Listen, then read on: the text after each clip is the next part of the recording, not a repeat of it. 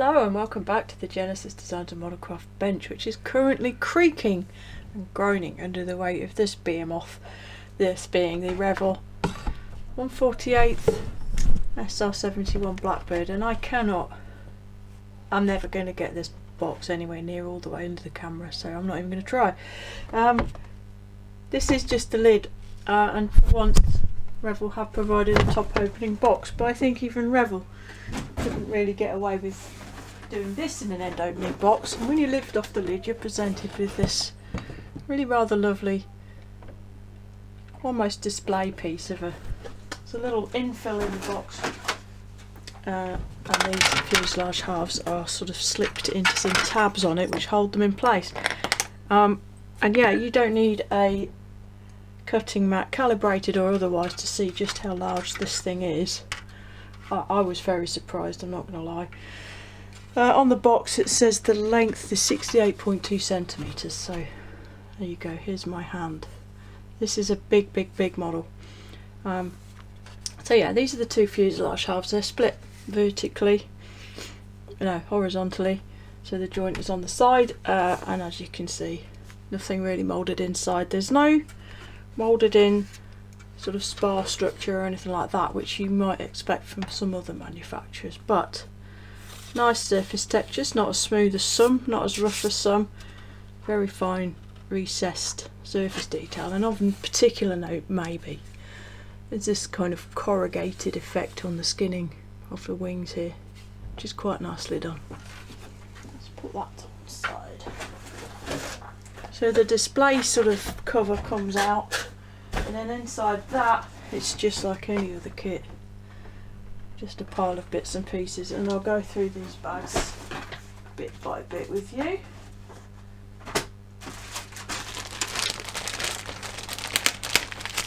These aren't sealed bags, they're just bags with bits of sellotape sort of flapping them over. So this one provides a small stack of parts.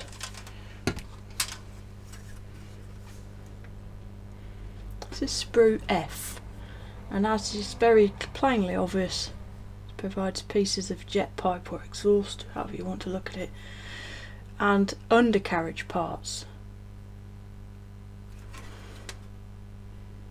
I really wish Revell would figure out that moulding undercarriage legs in two parts is a stupid idea.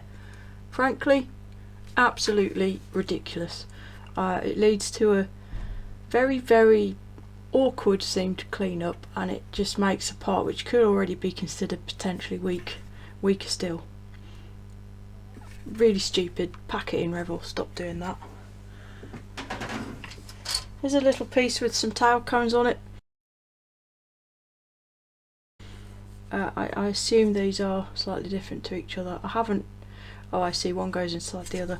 I haven't been through the instructions properly yet, but there are some minor differences there. And this is clearly a cockpit tub. Bring you in, have a look at that.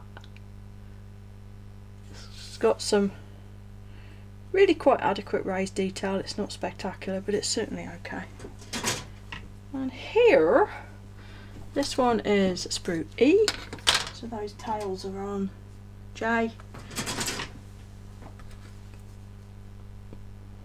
Some structural members, I believe. There's some formers and things going inside that massive fuselage to keep it all square.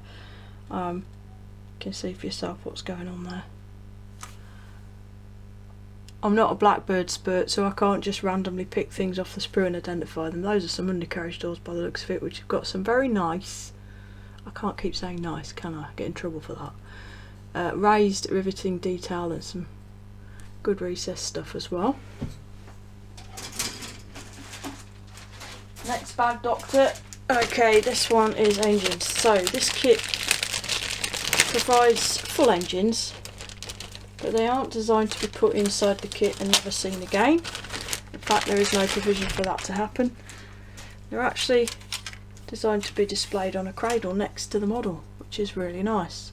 And here's one of them at least, Sprue I. Very credible again. It's not show-stopping, but it's certainly pretty damn adequate.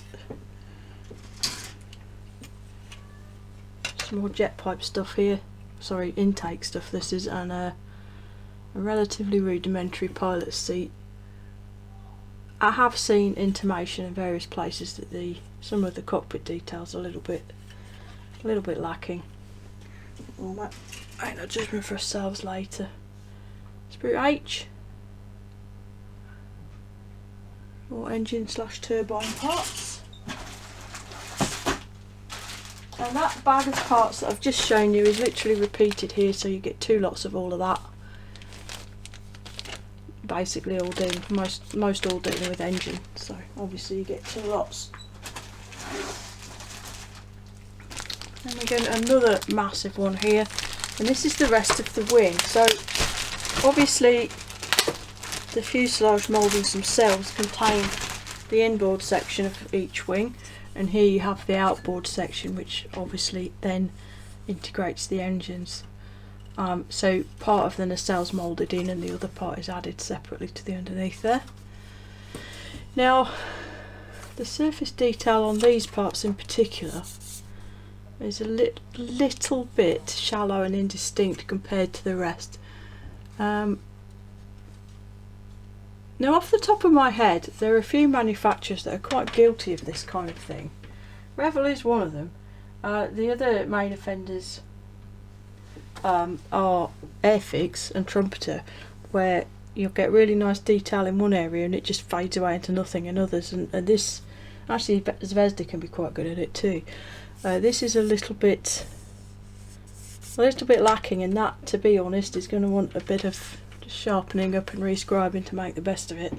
But it's easy to do before the thing's constructed, and there's just about enough there to give a good guide to take the scriber along.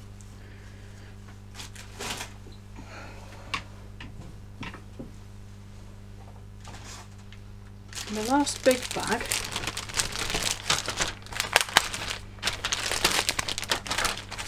is this, and hopefully you're already going, whoa, whoa, whoa, we've got a stand.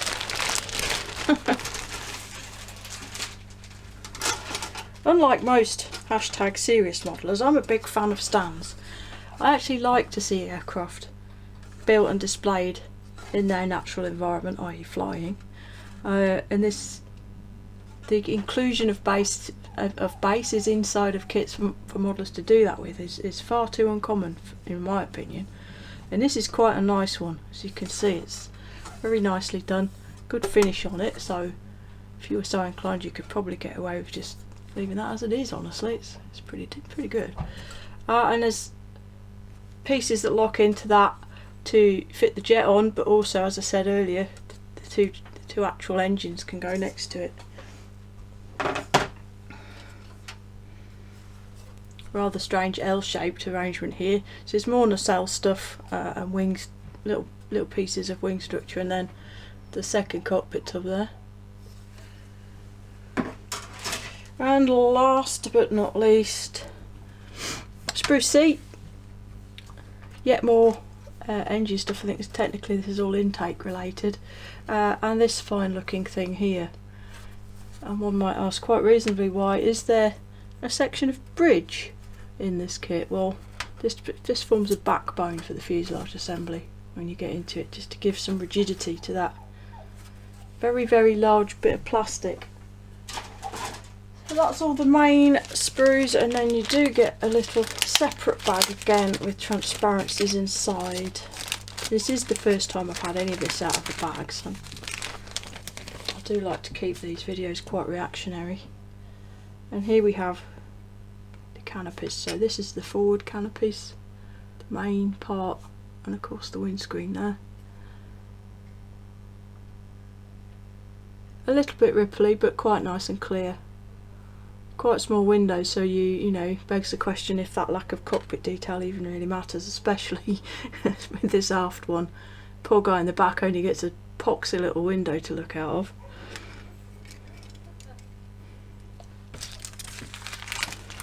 Put those back in the bag so as not to damage them. So overall, yes, a little bit of indistinct panel lineage here and there, but generally speaking, nicely done. Not too much in the way of flash and sink marks and stuff, or certainly not that leap straight out anyway. So on to the instructions. Very Revell-ish book. This is A4. Can I fit the whole thing in the camera? Maybe. Front cover then. So here we see what I'm talking about with this stand that allows the display of those engines underneath the model. I think that is a really nice touch, and when I initially saw this, obviously I wondered, but the kit includes enough parts. This is built with a completely separate parts, and where a second set of parts is required, they are included in the kit. So that's a really nice touch, and I for one am a fan of it. Some blah, little diagrams to show you how to make a model. Then all your colours. Only ever called out in Revell's own, which is fair enough I suppose, but a bit annoying because there's probably literally 3 modellers in the world that use Revell paints. Got some sprue layout diagrams which take up 1, 2, 3, 4 pages. Okay. Spectacularly unnecessary, to be honest, especially since the sprues are numbered anyway. On to actual construction. So again, very Revell, very clear, easy to understand. We've got a sort of background in colour just to pop the actual assembly part even more, and you can see there that piece of 4th bridge and how it's used to provide some structural strength to that fuselage. Remember to open the holes if you wish to use the stand. Let's build some wheelbays presumably, and then fit those. Here's the assembly of those 2-part undercarriage legs. That is going to irritate me massively. And then putting all of that in. It does appear that without modification one must fit the undercarriage before main assembly, which is also quite irritating.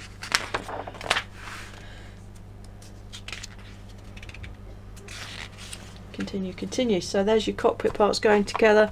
Nothing very spectacular, it's quite basic. I think maybe some of the criticism is slightly justified.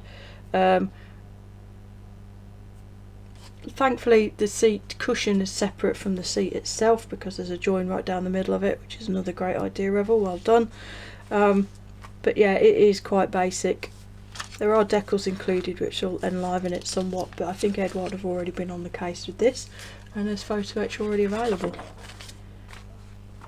So with the cockpits done and popped into position on that lower part, we can join those huge main fuselage pieces together. And then we get on to the engines. So here are your exhaust. This is the exhaust end, and then the bottom part of the booklet, moving on to the intake end with those fantastic, massive intake bullets that this thing has. And this does take up several stages, as you can see, but nothing remotely complicated about it, just several parts having to go together.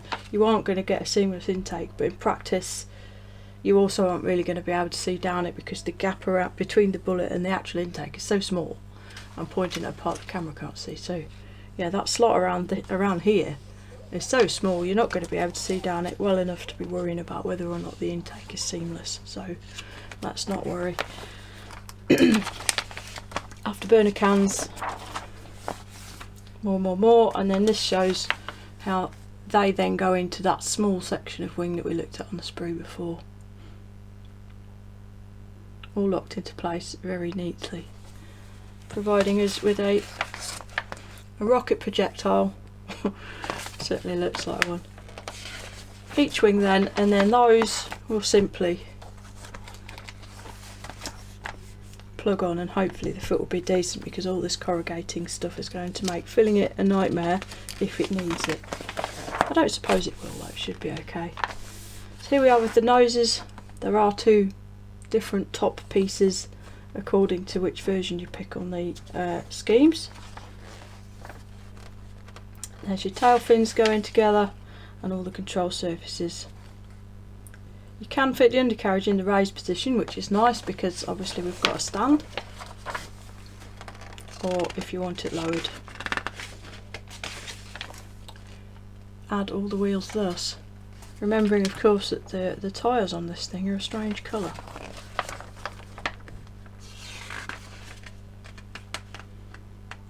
And then finally for the aircraft itself, adding pitot and the canopies. Now this then deals with the engines, and as you can see here, this is a repeat of some of the stuff that we already did on the nacelles, but that's nice because it means you can build both if you want to. You don't have to build these at all if you don't want to. And as I say, this continues then just to go through showing the building of the engines. Now, as a minor point of interest for those of us in the UK, there is a Blackbird at Duxford in the American part of the museum, nestled under the B-52, and it in fact has one of its engines on display underneath it. So I do wonder if Revell got the idea from that, but it does mean that if you want to do these engines separately and display them like that, there's an easy point of reference. Have a trip down to Duxford, which is always worth a look anyway, let's face it, and take some pictures of that engine. In fact, I might even do it myself, and if I do, obviously I'll share that on Facebook. And there we go, fit the engines to the stand, fit the jet to the stand, job's a good one. So on with the colour schemes. Now obviously they're all black, oh shit, but there are several different versions we've got here. So this is a high visibility, this is showing the stencil placement in the high vis form, and that's the underneath. So this scheme is the world speed record on a 1,000 kilometres closed circuit, and this aircraft had this big white cross underneath, presumably to make it easier to see, and it managed on the second run 2,193.17 miles per hour, which is definitely nippy. Next one, Lockheed Flight Test Aircraft, Palmdale and Edwards Air Force Base, 1972 to 1984. It's just black with high vis stars and bars, and it's got a sort of a squirrel looking thing on the tail. And you got low vis, so different set of stencils, and I think no stars and bars.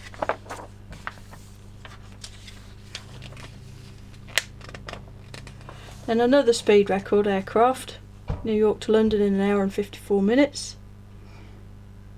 Still got the squirrel, but this time we've got some red on it as well. And finally, USAF last flight, Edwards Air Force Base in 1997. And this has just got some red cheat lines on the fins. But obviously they're all black. Weathering can be minimal or maximal, obviously, it's up to you. So here's the decal sheet.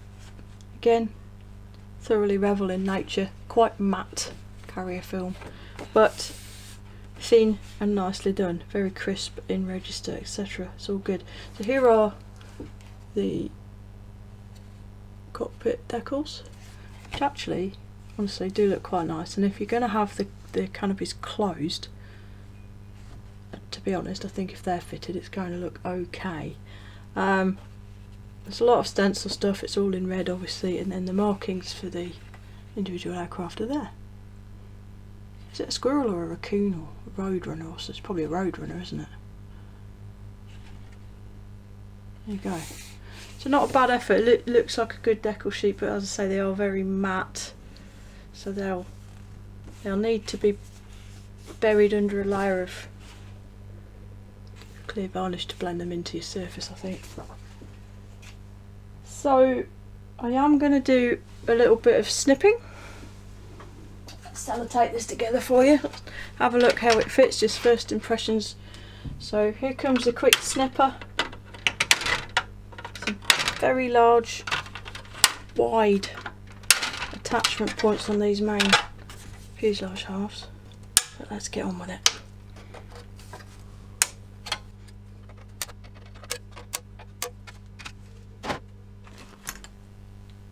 Right, so I've got through those immense sprue stubs and I've snipped them down.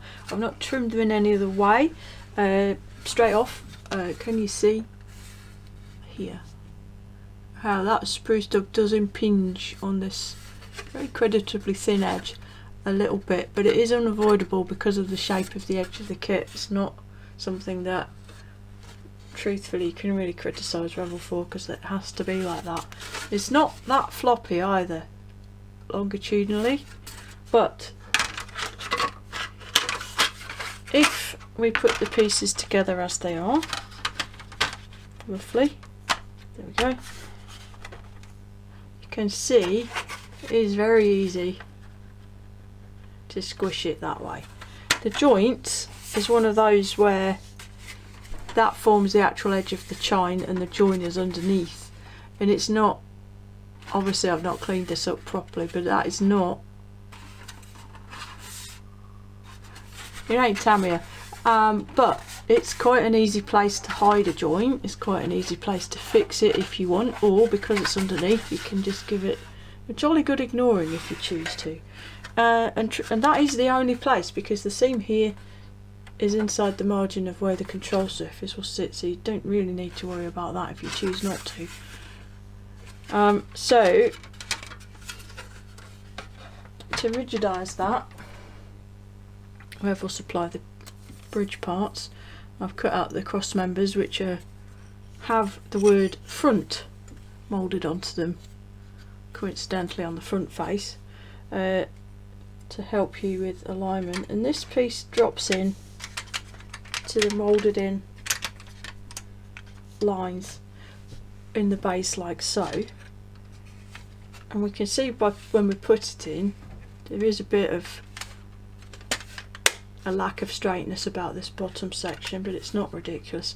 And I am actually going to glue this in because there's no need not to. This kit is going to get built imminently actually, so I'm going to just whiz around with the old extra thin here and stick this structure into position.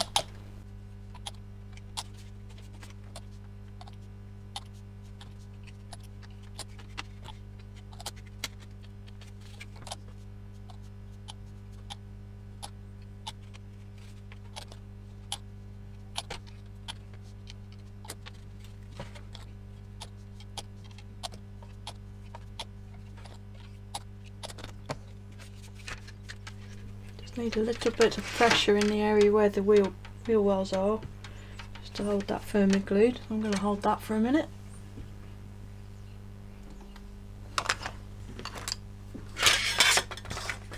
So onto the engine nacelles and the rest of the wing, and to put these into perspective, here is a 1/48 P47 Thunderbolt itself, not an inconsiderable size.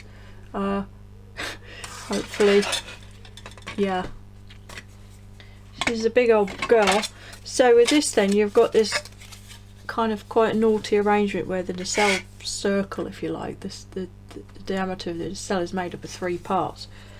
Always rings the alarm bells when that kind of thing is going on. And the fit is okay. So the Revell have used this sort of tab and slot arrangement. You can see it fairly clearly on the inside here, and it does fit reasonably. It isn't perfect, but a lot of the imperfections here should be ironed out to a degree by the normal sort of joint face preparation that we should all do as a matter of course. Even Tamiya kits benefit from it at times. But it's like back here just ahead of this slot, there's a panel line next to the join but not on it, which just begs the question why. It just leaves a slot there in effect. If I just bring that flush, you can see this sort of slot effect, and the panel line just in front of the join just creates a load of work, and this join just goes across loads of detail. I mean, they've taken it around these grills and vents, which you might think, yeah, that's a good thing, but why not take it this way, away from the grills and the vents, instead of all the way around them? I mean, truthfully, that's gained nothing over just taking it straight along the top, has it? Really. And being the top of the nacelle here, it's a focal point, especially on a model of something like a Blackbird where the engines are what it's all about really. So that is going to need some fairly significant cleanup, which will have to be done very properly. But there you go, it's not terrible. As I say, I think some improvement could be had there with a little bit of standard joint cleanup, but it will never be perfect. It's always going to need some work, guaranteed. And again, in the inside you can see the sort of the little tabs and slots which are designed to help keep that joint level along its length, and actually do a pretty good job of doing so. Here, if you look at this grill area on the side, I'm not sure if it's really going to come through on camera, but you can see some sort of lumps and bumps around those, as though, I don't think it's a mould insert, but it's certainly, the mould certainly had some attention in those areas and it's left it a little bit misshapen. There's certainly some scarring around those. And the other one is the same, so both sides are like that.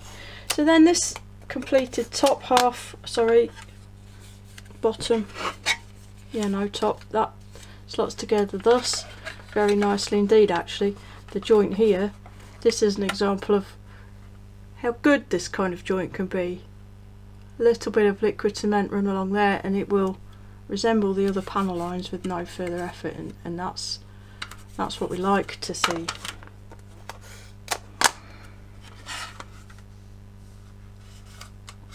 Likewise around the rest, it's not bad at all, and probably better than the fuselage for the most part.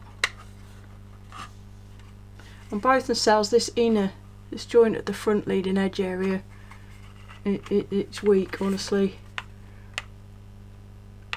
Again, misshapenness in the mould, little bits of flash, little bits of nonsense, will need cleaning up, and the joint itself is going to need remedial action once it's all done and glued together.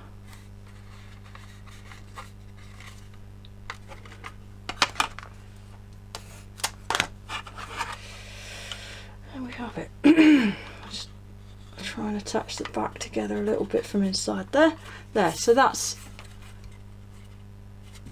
the completed sort of outboard area and nacelle, and then to fit that to the model itself, I've already fitted the other one. It doesn't quite want to sit flush along here. Some effort's going to be needed there. If I put my finger up inside, I can improve it slightly, so I think it can be encouraged again with adhesive rather than bits of tape to fit very nicely, certainly well enough, and underneath it's very good indeed. But again, that's going to need getting rid of. Note the panel lines in the area, that is a joint that doesn't need to be there, so that whole thing's got to be erased completely. But again, as long as you get it level across here, which it is naturally, then it's not too difficult to sort it.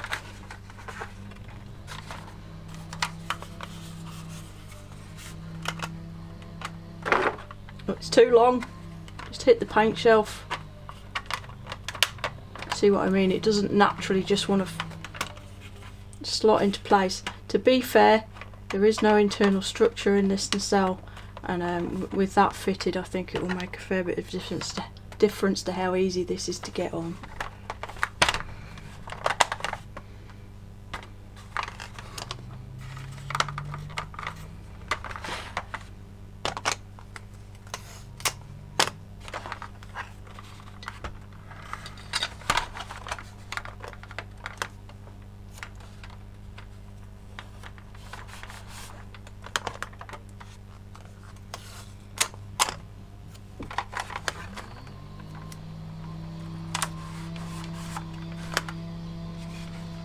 Doesn't seem to matter. When I do my videos, there's always some joker with an angle grinder in the background.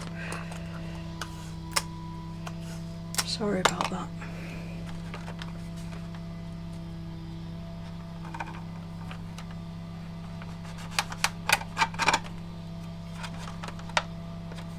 For reference, it's Sunday lunchtime. There. So yes, there's a gap, but as I said, I think the inclusion of the structure that's meant to be in here will help with that. It's a reasonably firm joint. I'd have liked to have seen a bit more in the way of actually an Airfix style spar running into these would have been good, because you know, if you pick this model up by the wingtips like we mostly do, the whole weight of this is just balancing on this joint, which is not great. But there you go, that's a basic quick snip. Here's the nose. This is just a butt joint, but again, it's very Revell in that it pretty much fits, but it is going to need a bit of work no matter what. But at this stage, because again the internal areas aren't assembled, that is just a butt joint, and it's good. So it's so big. Everyone likes a big one though, right? People who say they don't are pretty much just lying, aren't they? Let's face it. So here you go. Revell SR-71A Blackbird in 1/48. I got this one from Andy at Antics in Bristol. He did do me a great price on it. The retail price in the UK is around £80-ish. I must admit, when I saw the price that this was going for, I was surprised, and not in a good way, but I had no idea that the Blackbird was such a monster. I'm going to zoom out. That's as big as I can get this to go, and it's a big old aeroplane. Yeah, as I say, the retail price in the UK seems to be around £80. It's realistically available for around 70. In a lot of places I've seen cheaper, I've seen more expensive, but around 70 odd pounds will get you this. It, on first impressions, it seems to be quite a typically Revell product in that it's good but not brilliant, and I expect the build experience will be along the same lines. I did do recently, I didn't do an actual poll, but I asked for some ideas and opinions on what you guys might like to see as a video build series upcoming, and the Blackbird featured very strongly in that, and since this is something I do need to get done soon, I will do that for you. So this will be featured in the coming months. The next build though will be the Armour Hobby P51 quite soon indeed. So there you go, 70-ish UK pounds for this huge great thing. Buy a lot of black paint, you're going to need it, but it certainly looks okay, and honestly does look to be worth the investment from my unexpert eyes. So there you go, that's that one.